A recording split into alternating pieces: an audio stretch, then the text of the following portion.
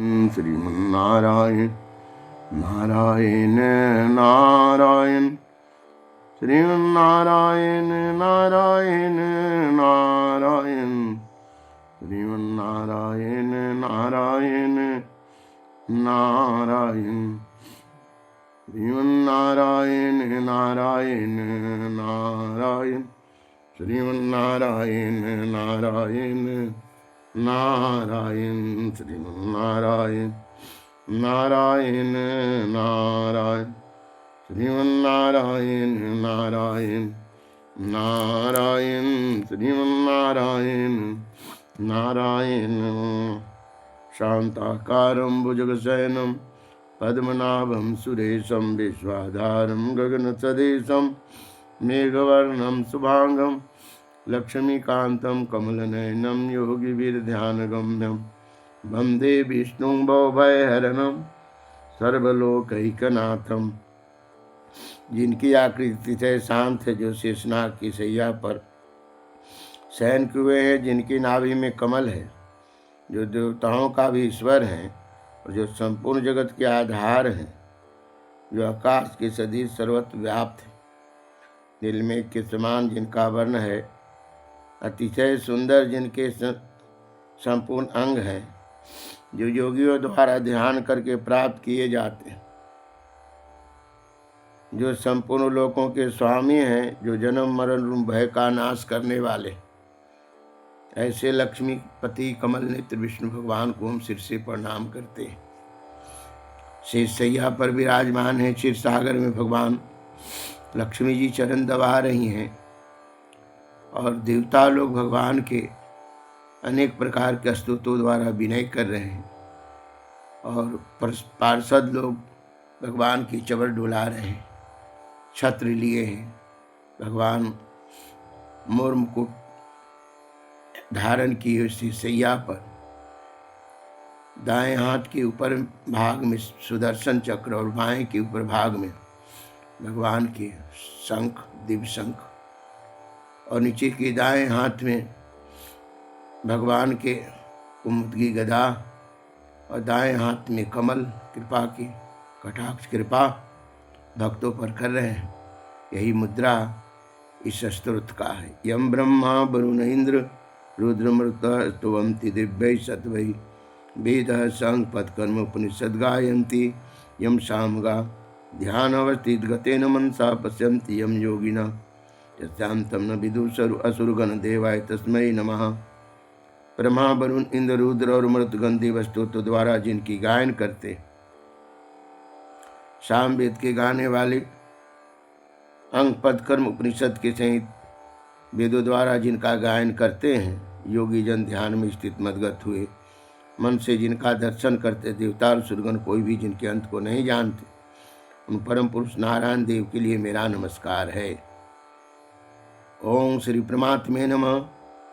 नारायणं नमस्कृतं नरं चैव नरोत्तमं देवीं सरस्वतीं व्यासं ततो जयमुदीरयेत्। श्री कृष्ण गोविंद हरे मुरारे हे नाथ नारायण वासुदेव।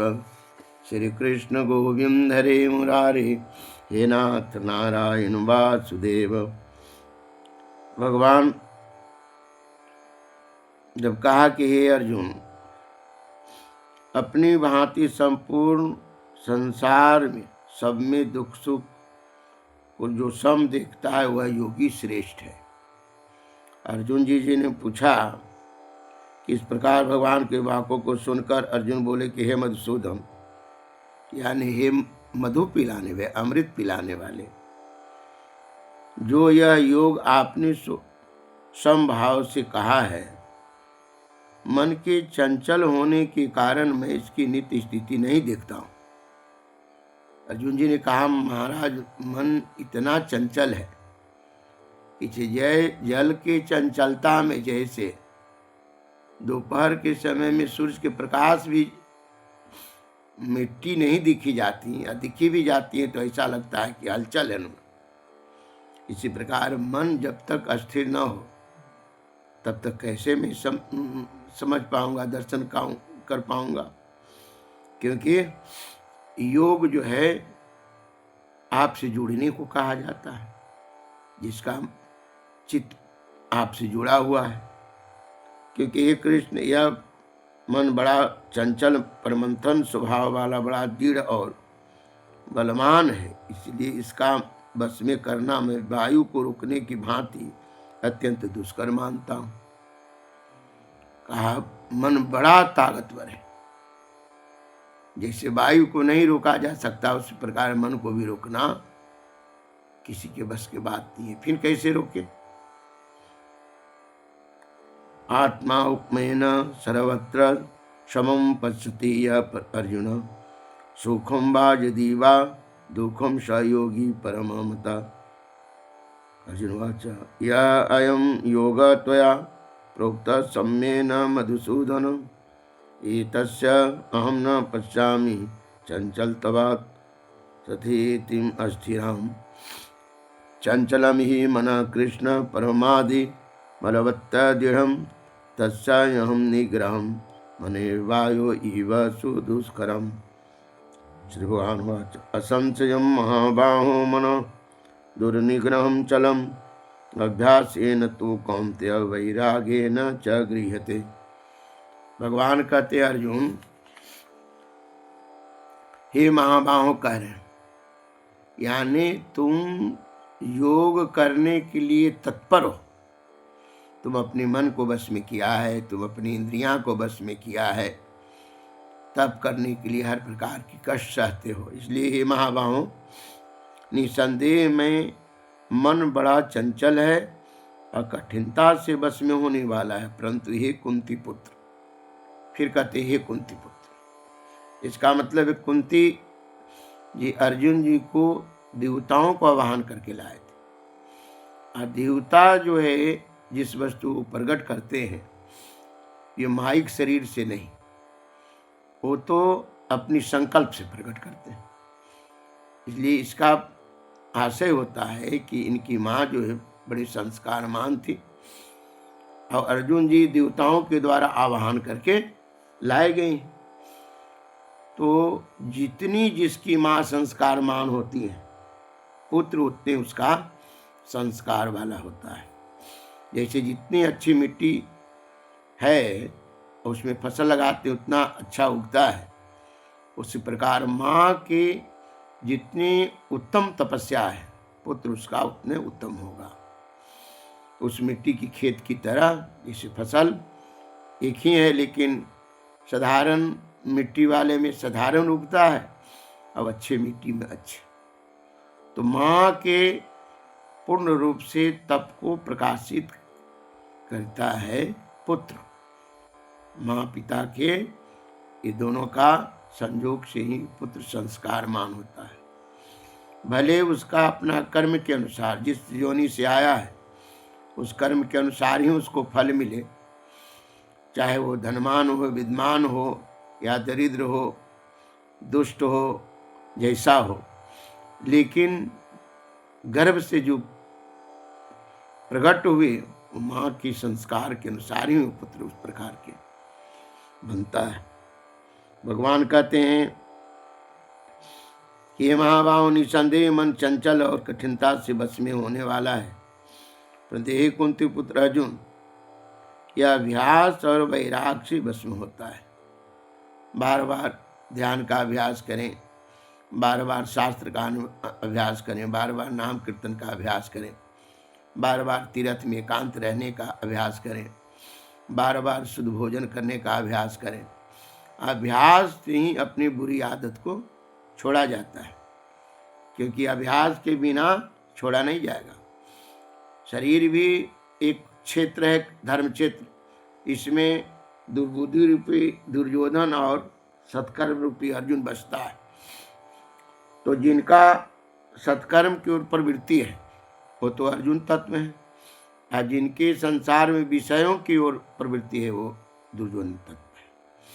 तो आकर्षित दोनों करता है, दोनों तरफ अपनी तरफ खींचता है। लेकिन जिसका प्रकाश ज्यादा है वो खींच के अपनी तरफ उसको ले लेता है, और दुर्योधन तत्व को देवत्व तत्व में बदल देता है। तो मनुष्य पर अपना निर्भर करता है कि मैं अर्जुन तत्व के प्रकाशित करूं कि दुर्योधन तत्व के, मैं राक्षस बनूं कि देवता? क्योंकि जब राक्षस बनोगे तो संसार में बनोगे और नरक में जाओगे, तुम्हारा बेटा परिवार सब के सब कुमार्गी हो जाएगा। देवता बनोगे तो बंधन मुक्त हो जाएगा और भौतिक सुख में भी सुख मिलेगा और लौकिक तो तुमको मिलेगा ही।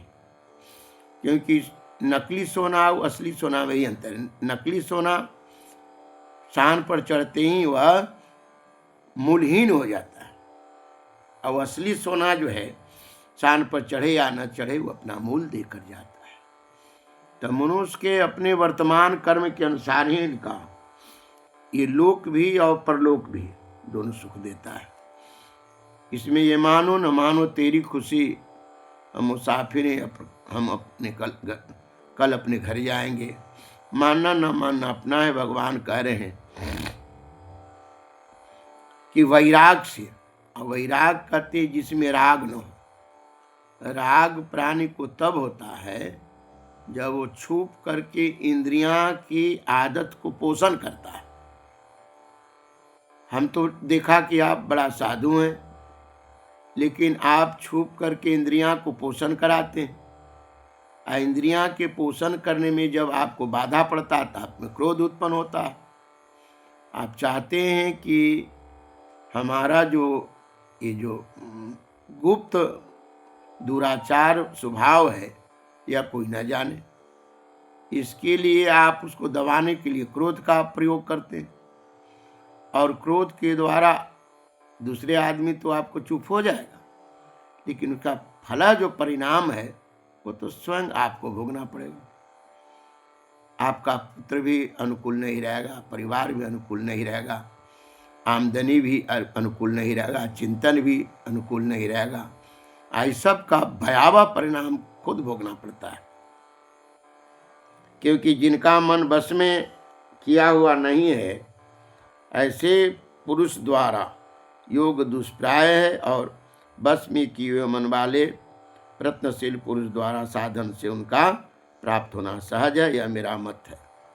ये उसी प्रकार कह रहे हैं जैसे पात्र मला हुआ है, तब दूध रखेंगे तो नहीं फटते, लेकिन जो पात्र मला हुआ नहीं उसमें दूध रखेंगे तो फट जाएगी।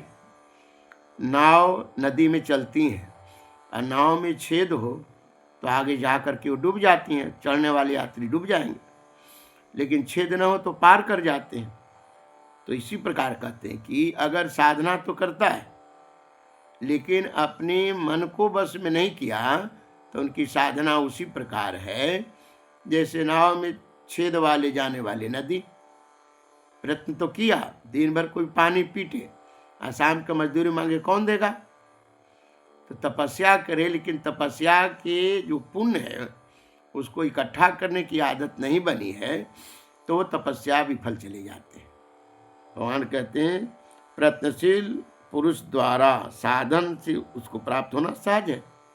और जो प्रयत्न करते हैं, बार बार अपनी इंद्रियों को बस में करना चाहते हैं, उनका जो पुण्य तत्व है उनके पास इकट्ठा रहता है।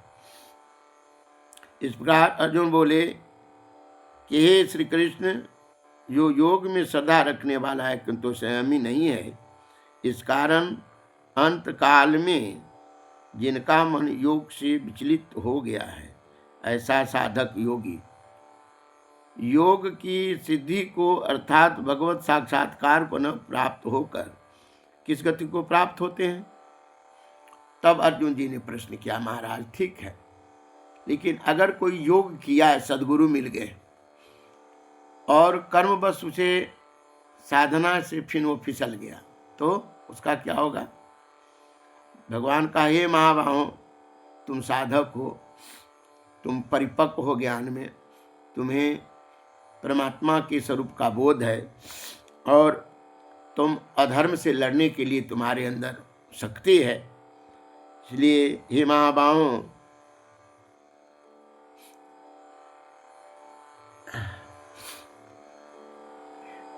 हे महाबाहो, क्या भगवत प्राप्ति के मार्ग में मोहित और आश्रय रहित पुरुष छिन्न भिन्न बादलों की तरह नाश तो नहीं हो जाता है? दोनों तरफ से न इधर के रहा न उधर को। तो भगवान से ये अर्जुन जी ने कहा, असंशयम असंशयात्मान योग दुष्प्राप इति मे मति दशात्मना तु जत्ता शक्य अवापतुम अयो उपायता। अर्जुनवाच ऐति श्रद्धा उपेता योगात् चंचलित मानस प्राप योग संसिधिं काम गतिं कृष्ण गच्छति कचित न उभय विभ्रष्ट क्षीणाभ्रम इव नश्यति अप्रतिष्ठ महाबाहो विमूढ़ ब्रह्मणपति। श्री कृष्ण गोविंद रे मुरारे हे नाथ नारायण वासुदेव। श्री कृष्ण गोविंद रे मुरारे हे नाथ नारायण वासुदेव। श्री कृष्ण गोविंद हरे मुरारे हे नाथ नारायण वासुदेव। हे कृष्ण, मेरे इस संशय को संपूर्णता से छेदन करने के लिए आप ही योग हैं, क्योंकि आपके सिवा दूसरा इस संशय का छेदन करने वाला मिलना संभव नहीं है। जब तक प्राणी भजन ध्यान सत्पुरुष के संगत में न जाए, क्योंकि जैसे ईंधन को जलाने के लिए अग्नि की जरूरत है, उसी प्रकार सत्पुरुष और सतधर्म जो है, सदग्रंथ, ये सब अग्नि के समान है। और जब तक इनको हम छुए नहीं, तब तक शरीर में रहने वाले विकार रूप ईंधन का नाश नहीं होता। इसलिए भगवान ने कहा कि हे श्री कृष्ण, इस संशय को नाश करने वाले आपके सिवा ऐसा कोई नहीं है। भगवान के ही शब्द ब्रह्म श्रीमद् भगवद गीता जी में पूर्ण रूप से विस्तृत है, और वही भगवान के वाणी इसमें समझकर अर्जुन जी महाराज भगवान से प्रश्न किया है। श्री भगवान वाच, इस प्रकार अर्जुन के पूछने पर श्री भगवान बोले कि ये पार्थ, उस पुरुष का न तो इस लोक में विनाश होता है न परलोक में ही।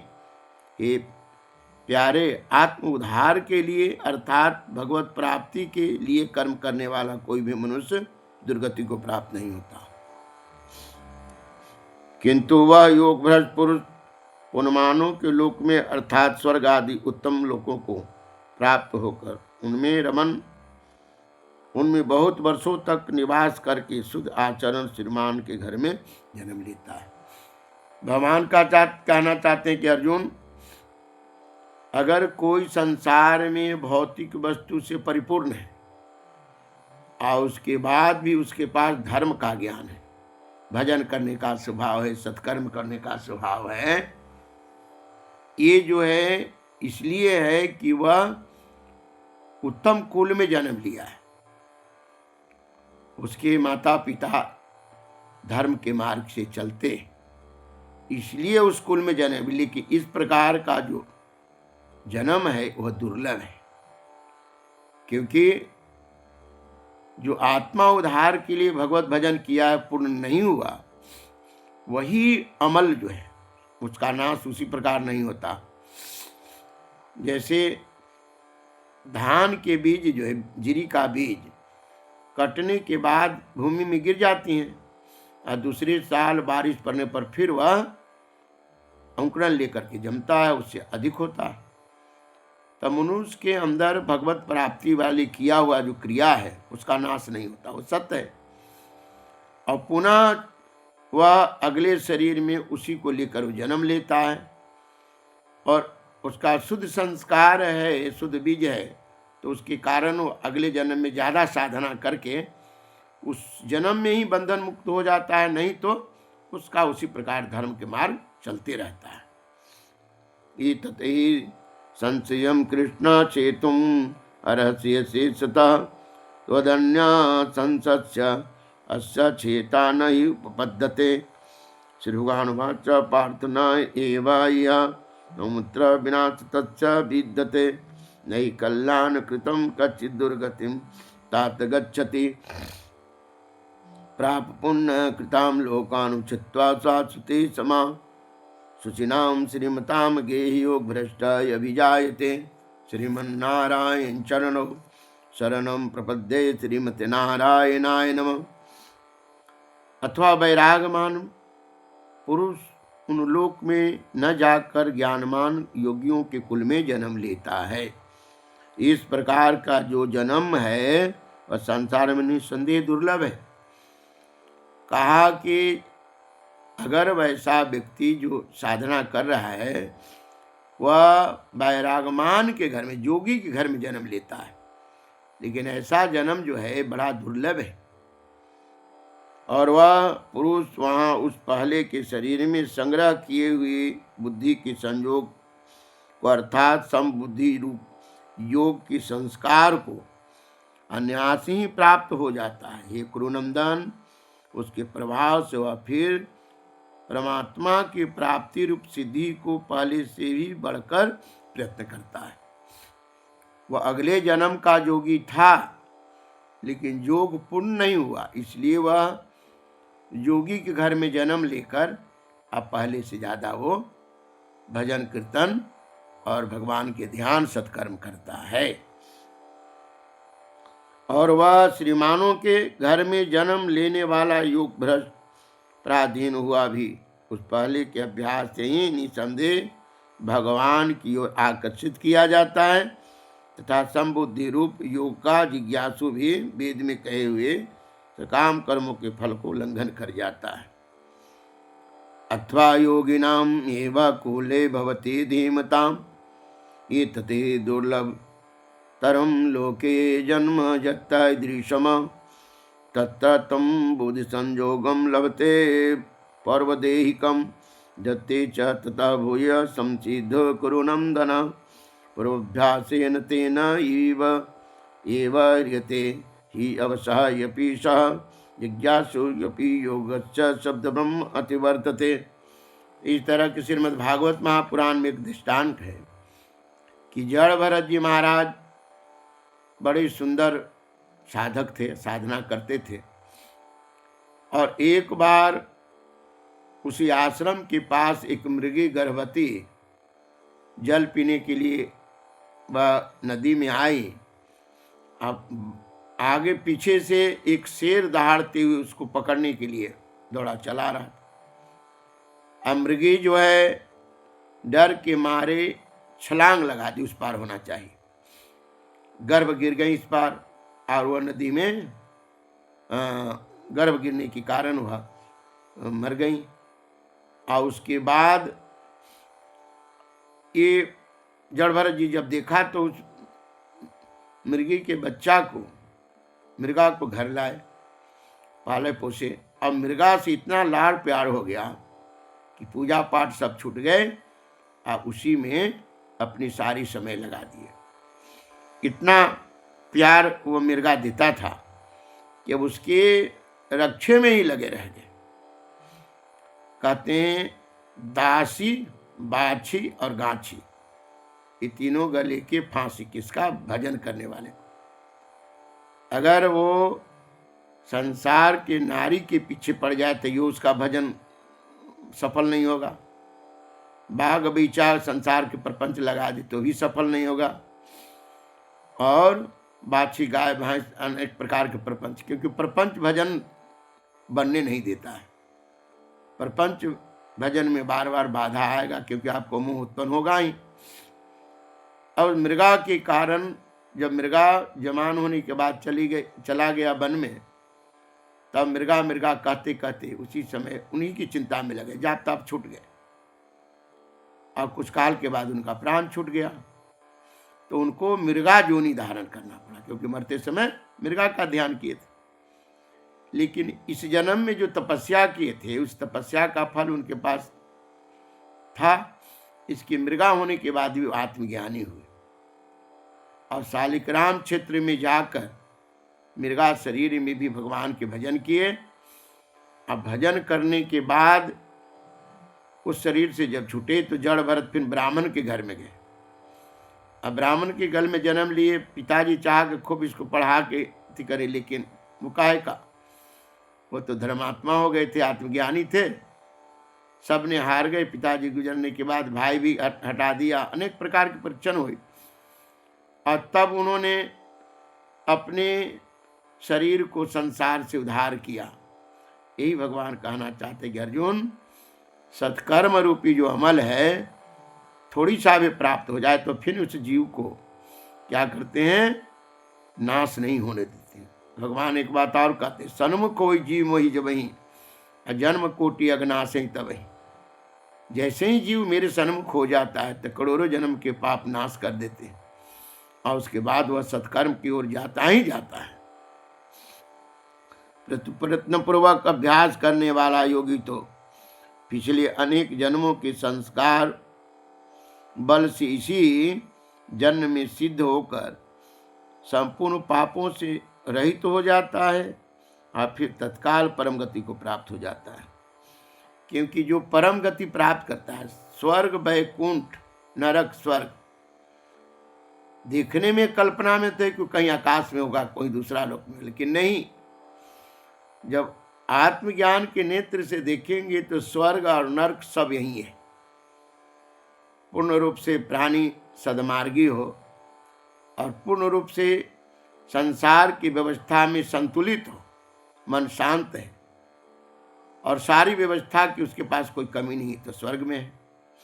लेकिन इसी के भोग में अगर उसके मन में अहंकार आ जाए और अहंकार के कारण वह दुष्टात्मा हो जाए और वह सारी वस्तु संसार को दिखाने में कि साधु है, लेकिन वह दुष्टात्मा वाले काम करता है, इसके कारण जो उसका पूरा घर का संस्कार है वो सब की सब दुष्ट विचार के हो जाते हैं, तो अगले शरीर में तो प्रकट हो जाते हैं। उसका बेटा असुर स्वभाव का हो जाएगा, पत्नी चरित्रहीन हो जाएगी, उसका पूरा घर अशांत रहेगा, ये नरक में है। शरीर में दवा खाए और शरीर का रोग ठीक न हो, नरक में है। संसार में मेहनत करता है, दिन भर मजदूरी मिलता है घंटा के, नरक में है। ये सब पाप का ही फल है। कहते हैं योगी तपस्वियों से भी श्रेष्ठ है, शास्त्र ज्ञानियों से भी श्रेष्ठ है माना गया है, और सकाम काम करने वाला सभी योगी श्रेष्ठ है। इससे हे अर्जुन तू योगी है। हे प्यारे, संपूर्ण योगियों में भी जो श्रद्धावान योगी मुझ में लगे हुए अंतरात्मा से मुझको निरंतर भजता है, वह योगी मुझे परम श्रेष्ठ मान है। कहा दिखावा वाले नहीं, वंचक भगत कहाई राम के कंचन कामन कोह काम। अंदर से तो हम तिलक चंदन दाढ़ी लाल कपड़ा सब रखे हैं, लेकिन अंदर अंदर मन कुड़ रहा है कि हम भी है गाड़ी पर बैठते, हम भी जहाज पर चढ़ते, हमको भी आज सुंदर पत्नी हो जाती, हमको भी इतना पैसा हो जाता। ऐसे व्यक्ति को कहते हैं कि पाखंडी है, जो भौतिक वस्तु के लिए यत्न करता है ईश्वर की, जबकि भगवान उसको भी उद्धार कर देते हैं थोड़ा देरी से। लेकिन कहते हैं कि जो श्रद्धामान है, जो संपूर्ण प्रकृति को ब्रह्म का स्वरूप मानता है, पद पताल, भगवान का पताल जो है ये पैर है, ब्रतमोहन भगवान का पेट है, आकाश भगवान का सर है, पहाड़ भगवान का क्या है, हड्डी, नदियां भगवान का नस है, अब वनस्पतियां भगवान के रोमा है, चांद सूरज भगवान के आँख है, रात दिन भगवान के पलक है, और उसी के अंदर हम सब पड़े हैं। हम क्या भगवान के सामने एक छोटी सी धूल की कण के 100 गुना भी, करोड़ गुना भी तो हम नहीं है इस ब्रह्मांड में। तो भगवान से कहते हैं कि परंतु प्रयत्नात् यत्माना तु योगी संशुद्ध किल विषा अनेक जन्म सिद्ध्या तथा याति परम गतिम तपस्विभ्य यदिका योगी ज्ञानीभ्य अपि मता यदिका कर्मिभ्य च यदिका योगी तस्मात् योगी भवय अर्जुन योगिनाम अपि सर्वेषां मद्गतेन मन्तर्यात्मना श्रद्धावान् भजते यः मां स्वामी युक्तमः मता। भगवान कहते हैं कि अर्जुन, खुशी और खांसी दोनों कोई छिपा नहीं पाएगा, पाप पुण्य दोनों नहीं छिपता। इस संसार में चाहे जितना छिपा कर कोई काम कर लो, प्रगट अपने कर ही देता है। जैसे कोई दही दूध को मंथन करके मक्खन को चाहे कि हम दूध के अंदर छिपा दे, कैसे छिपाएगा? तो प्रकृति में पाप और पुण्य दोनों सामने प्रकट हो जाते हैं, और उसी प्रकार प्राणी को संसार में दुख सुख भोगना पड़ता है। इसलिए जो सत्पुरुषों के संग से पूर्व संस्कार से प्रकाशित प्राणी है, वह अपने शरीर को देखता है मन के द्वारा कि हमारे अंदर कौन तत्व ज्यादा है, आसुरी तत्व ज्यादा है कि देव तत्व ज्यादा है। हम ज्यादा बकवास में अपना समय बिताते हैं या ईश्वर की प्राप्ति में। हम अपने समय का सदुपयोग करते हैं या हमारा समय रूपी पूंजी जो है उसका नाश होता है। जैसे आलसी किसान बारिश होने पर खेत में जाए, पानी समाप्त हो जाए, बारिश तो जाऊंगा, तब तक मेड़ा टूट करके सारे पानी उसकी फसल से निकल जाती है, अब वह फिर सुखा के सूखा रह जाता है। और जो चतुर किसान है, छतरी लिए गए और मेड़ा बांध के अपनी खेत के पानी को जमा कर लिया तो खुश रहते हैं। तो मनुष्य भी इसी प्रकार जिसने समय को मूल्य लगाया, वह व्यक्ति शरीर में भी यहाँ खुश हो, वैकुंठ में ही है, क्योंकि उनका मन कुंठित नहीं होता, क्योंकि वह कर्तव्य में तत्पर रहते हैं। भगवान वही कहना चाहते हैं कि जो श्रद्धामान पुरुष है वह योगी, वो मुझको परम श्रेष्ठ मान है।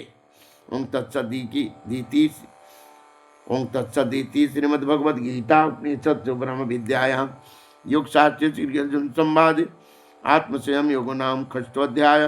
हरि ओम तत्सत, हरि ओम तत्सत, हरि ओम तत्सत, हरि ओम तत्सत। श्री कृष्ण अर्पणमस्तु। छठा अध्याय के 32 श्लोक से 47 श्लोक तक के आज मैंने भगवत गीता जी की पाठ की है।